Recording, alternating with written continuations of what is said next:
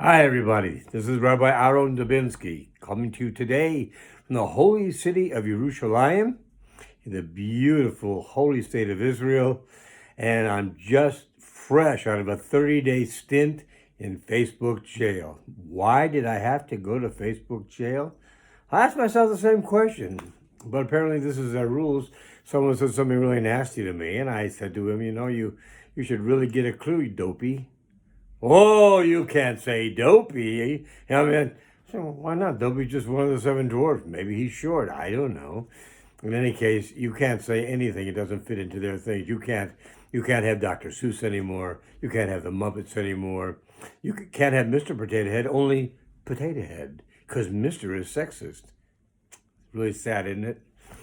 But like everything else, since I was out of circulation for 30 days, I thought to myself this is a good time to reevaluate and ask, what was it I needed to do in order to correct things? Because apparently something I was doing is wrong. And the more I thought about it, the more I realized that part of what the problem was is perhaps I was talking too much about politics. Now understand how important it is. Politics are what determine who governs us all. And based on what they do, we know what kind of a life we're going to have.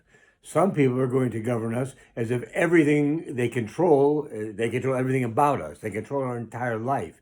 Other people want us to have a free life, but we do have to have rules. You can't murder somebody. You can't steal from people. These are regular rules. To say you can't say what you feel because it's against somebody else's standards.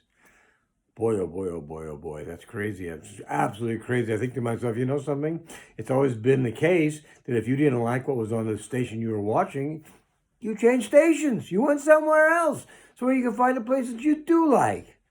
So I'm going to leave this aside for a minute because I want to talk to you today about something that I think is very important and probably the reason I had to go to Facebook jail for 30 days.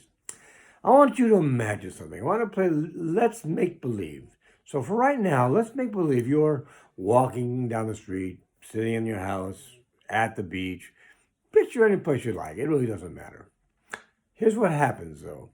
In the process of being in any of these places, someone comes up to you, someone you know, some you don't know, like the way you look, whatever. They come up to you and they say, I have a gift for you. I've been wanting to do this for somebody for a long time, and I've decided you are going to be the beneficiary of my gift. And you say, great, what's your gift? I'm going to give you $1 million. Yeah, should happen to me. Should happen to you. Should happen to all of us. But anyway, this is make-believe. Somebody comes up and they're going to give $1 million. So what do? We say, gee, that was swell. Thanks very much. And we walk away. Or, boy, it's really terrific of you. Thank you so very much. And you leave. Is something missing here?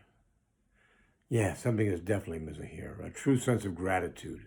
A true sense of gratitude. We would probably do, any one of us would go, thank you so much. I can't believe it. This is incredible. Are you sure? You really going to do this? I mean, I can't believe it. Nothing like this has ever happened to me before. And you go on and on and on and on and on. That's your appreciation taking over. So this is an important thing. Appreciation, gratitude is extremely important in our lives for everything. For everything. So let me ask you, if you're Jewish and you got up this morning and you sat at the edge of your bed before you got out of bed and you said, Modeh Ani. Most people, it's like this. Modeh Ani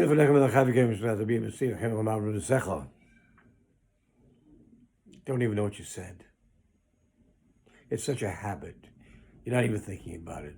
None of us, a lot of us go through this. I've been through this myself. I'm sure you've been through it yourself. Even if you don't do this now, we've all been through it, if we're all honest with ourselves. We've been through stages where that's what we do. And I should tell you, the Modeh Ani is just a bridge. It's not a thank you for everything that you've got. It's a bridge to get you to Shachrit, to get you to Sukei Zimra, to get Alos HaShachar, to get you to the things where you can truly show your gratitude. How do you show your gratitude? Do you know what these prayers mean? A lot of people do. A lot of people, their Hebrew is good enough, they know exactly what it is they're saying. It doesn't mean necessarily they don't through it anyway, you know. There used to be an old joke. Should I tell you? Yeah, okay. I'll tell you. It's very quick, you know. A man is very confused, and he needs the help of Hashem. So he asks Hashem, please, I need your guidance. I don't know what to do. Please help me.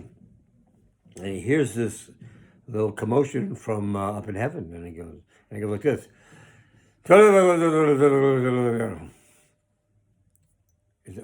If you're talking to me, because I didn't understand what you said. I'm sorry, I don't mean to be rude about this, but I still don't understand what you said. And a voice comes out of heaven and says, now you know how I feel. Because every day, a lot of us, when we go to pray to the creator of the universe, the words come out so fast. How fast is too fast? Too fast is you don't know what you said. You just blurted it out because you know that's what you do. Now, let me make this clear. It's better to do that than to do nothing. This much better. You want to do better than that? You need to add to it. What did you say? Did you understand it? Was it heartfelt? Did you mean it? The things we thank Hashem for every day, that He gives us clothes to wear, that He allows us to stand up straight, that there's food for us to eat, that He didn't make us somebody who's crazy. I mean, these are little things, but they're not little things. Think about this fact this morning when you woke up and you said Modeh Ani. I'll give you the benefit of the doubt. You said Modeh Ani, and you got up and you took care of whatever personal things you had to take care of, and you went off to shul and you prayed, okay? So, when you said Modeh Ani, were you really thankful for what you did? Do you know, you woke up this morning. That's a big thing. I know we don't think of it as much because we take it for granted, because every morning, there we are. We woke up again. But the fact is, you have to understand that some people didn't. Some people didn't wake up. Some people couldn't see when they woke up. Some people couldn't hear when they woke up. Some people had tremendous health problems in the middle of the night with their heart, their lungs, you name it. And with this COVID scamdemic going around, you never know what people might have trouble with. So you don't. You didn't. This is a great reason to be happy, by the way. And you should be extremely happy when you say, Modeh ani lefanecha, melech chai v'kayom, shechazarta bi nishmasi b'chemla, rabo emuna seklo, with much emuna, with much belief. You should be so happy about this. So happy about it, and so grateful about it, and so appreciative about it, that we say things for the rest of the day that we understand and we ask for. How do you do this? Some of us did not have a proper Jewish upbringing. And by that, I'm going to tell you, I had a proper upbringing to what I thought at the time. School, Hebrew school was 4 days a week after school. Sunday school was Sundays. Junior congregation was on Saturday, which I took the bus to, which you can't do. But it was better, I guess, to do that at the time because it gave me appreciation because of what I was doing. But I don't suggest this to you. If you can't go any other way by bus, I suggest you stay at home and daven at home. But that's why we pick our houses based on where's our shul. We look for the shul first, then we look for the house to find it near the shul. Okay, so knowing all these things, I thought I had a very, very strong Jewish upbringing. I didn't. I was conservative. There was so much I didn't know. It was ridiculous, and I didn't know how much I didn't know until I became a choser b'tshuva. Not about tshuva. I don't use that term about me. A Baal tshuva is a master of teshuva. I am by no means, in my opinion, a master of teshuva. I am, however, a choser b'teshuva. I have returned in teshuva. And a lot of you have done the same. There are those of you who, even were raised properly, you really don't know everything that you're saying when you daven every morning. I suggest start with the Shema, start with the Amidah, start with the simple things, the most important things, and build from there.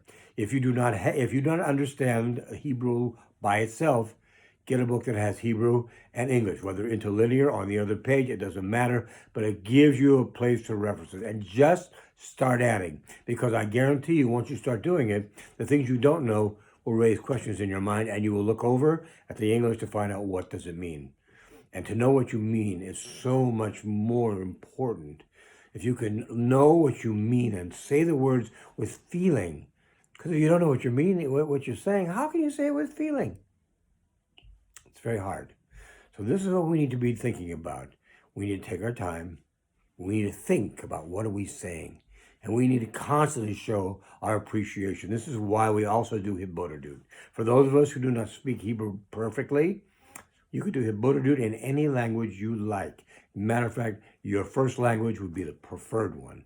And you can say, Hashem, thank you for giving me this, for giving me that, for giving me these, for giving me that. The health of my family, give us food to eat, a roof over our head, good health, all the things that we enjoy every day and don't thank you for. Thank you, and Hashem, I'm so sorry for what I've done wrong. Things that I've done in the past that I am sorry for today, now that I know what they are, and I will try to do better, please forgive me. And third, Hashem, guide me. Guide me. I'm lost in what's going on in the world. It's crazy to me. I don't understand it, and the only way I will get through it is with your guidance. So please, guide me where you want me to go. Tell me what you want me to do, and I promise you, I will do my best to follow your guidance. This is a life we want to live. This is why I was in Facebook jail for 3 days, so I could come up with something to teach you what is important in life. This is most important. The fact that our connection to Hashem, and particularly with Hibodadut, which I guarantee you after you've done it for 30 to 60 days, you'll find that your days are not quite the same without it. It will give you an attachment to Hashem, the likes of which you have never seen before. I was reading this morning in Gemara, and I'll end it up with this, that it says, when you say a bracha for something, you do indeed want to thank Hashem for giving whatever it is to you to do, whatever it is. However, there's another thing that we seldom think about. We thank Him for giving us the opportunity to do that bracha, which brings us closer to Him, because He's the Father, and we're the children. And even your children are His children. They were just given to you to raise so that you would get the joy of it, the joy of knowing other children of His and be on a very close basis with them. But let's remember to be grateful. Let's remember the things that we have in life are not taken for granted, because some people do not get to have the things that we take for granted sometimes. So let's be appreciative. Let's have gratitude. Let's say thank you, Hashem. And on that happy note, I want to tell everybody, have a great Shabbos ahead and a great week ahead next week. Remember, we're here to do something. We were put here amongst 7.5 billion other souls. And there's a weird reason we're here is to do something that nobody but us can do. And it's our life's job to find out what that is and do it. Not only that, but to make the corrections in the soul that we have. So let's work on that. Let's have a great Shabbos. Be well, my friends. God bless. All the best.